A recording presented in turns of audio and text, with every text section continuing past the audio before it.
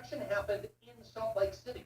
The suspect and victim are in a white Ford 250 pickup truck with license plate number W723CV.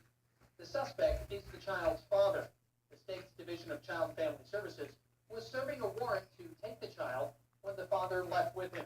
Officials say the child was born with drug exposure. If you have any information, please call police at 801-799-3000 or simply dial 911. This has been an Amber Alert notification of a child abduction. Our next alert is in 30 minutes.